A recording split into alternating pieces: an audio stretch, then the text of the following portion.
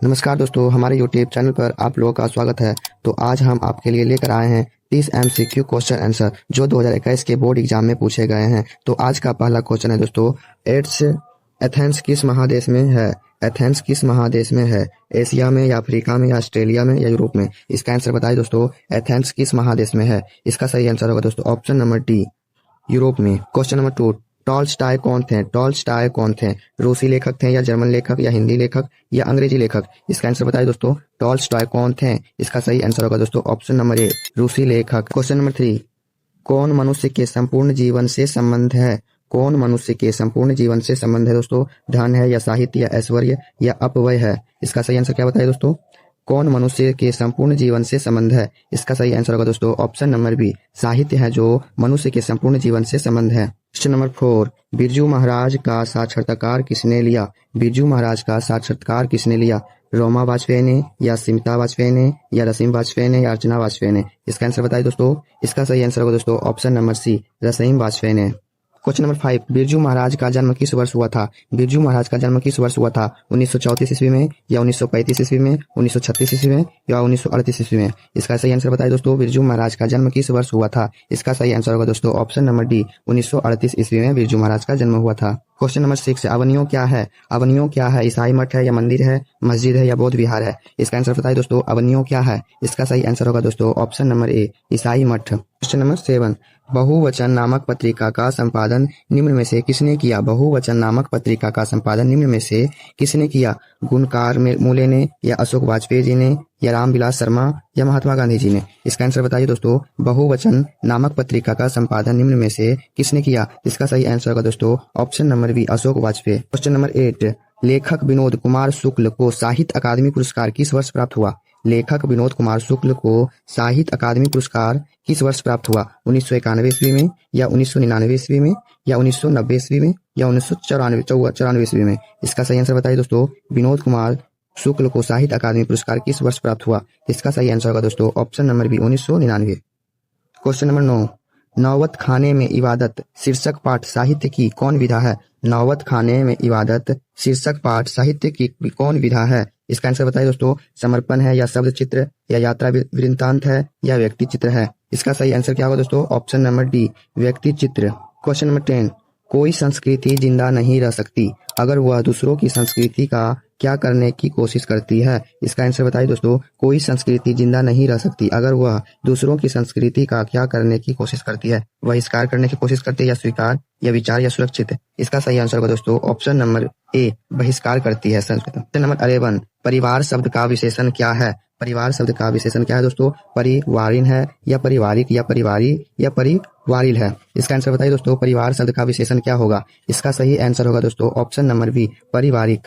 Question number 12, क्रिया का मूल्य रूप क्या है? क्रिया का मूल्य क्या है दोस्तों? काल है या कारक या धातु या कारक? इसका सही आंसर होगा दोस्तों ऑप्शन नंबर सी, धातु।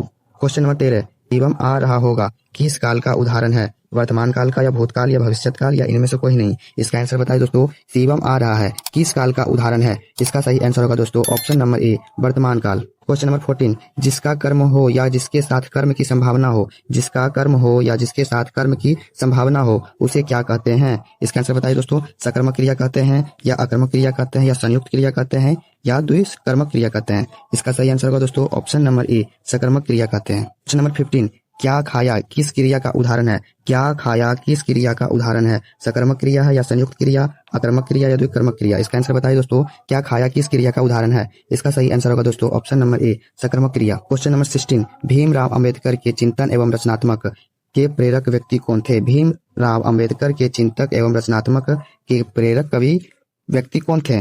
बुद्ध थे या ज्योतिबा फूले थे या कबीर या इनमें से सभी? इसका आंसर बताइए दोस्तों, तो इसका सही आंसर होगा दोस्तों Buddha, option number A. Question number 17, who are Shudras किनकी रचना है? हु आर शुद्राज किनकी रचना है? भीमराव अंबेडकर की है, अमरकांत या महात्मा गांधी या यशचंद्र मिश्र की? इसका आंसर बताइए दोस्तों, हु आर शुद्राज की रचना है। इसका सही आंसर होगा दोस्तों ऑप्शन नंबर ए, भीमराव अंबेडकर।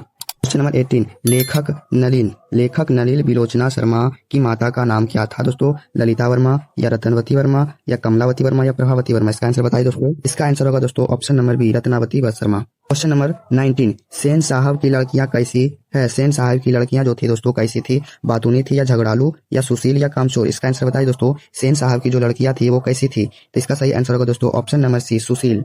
क्वेश्चन नंबर 20, मदन किसका बेटा था?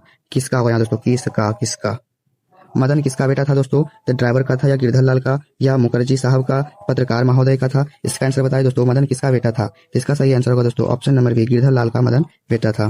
क्वेश्चन नंबर 21, जिस वाक्य में एक क्रिया होती है और एक कर्ता होता है उसे कौन वाक्य कहते हैं? इसका आंसर बताइए दोस्तों। मिश्र वाक्य या संयुक्त वाक्य या सरल वाक्य या इनमें से कोई नहीं। जिस वाक्य में एक क्रिया होती है और एक कर्ता होता है उसे कौन वाक्य कहते हैं? इसका आंसर होगा दोस्तों ऑप्शन नंबर ए। नंबर 23, इच्छा शब्द का पर्यायवाची शब्द क्या होगा दोस्तों? इच्छा शब्द का पर्यायवाची शब्द क्या होगा? आर्ची होगा या अभिलाषा या आगर या अतुल? इसका आंसर बताइए दोस्तों। इच्छा शब्द का पर्यायवाची शब्द क्या होगा? इसका आंसर होगा दोस्तों ऑप्शन नंबर बी, अभिलाषा जो है इच्छा शब्द का पर्यायवाची शब्द है। क्वेश्चन नंबर 24, आधुनिक शब्द का विलोम क्या होगा दोस्तों? आधुनिक शब्द का विलोम क्या होगा? अल्प होगा या प्रतिलोम हो, प्राचीन या आदि? इसका आंसर बताइए दोस्तों। आधुनिक शब्द का विलोम क्या होगा? इसका सही आंसर होगा दोस्तों ऑप्शन नंबर ए, अल्प। क्वेश्चन नंबर 25, स्वेद से उत्पन्न होने वाला के लिए एक शब्द क्या होगा?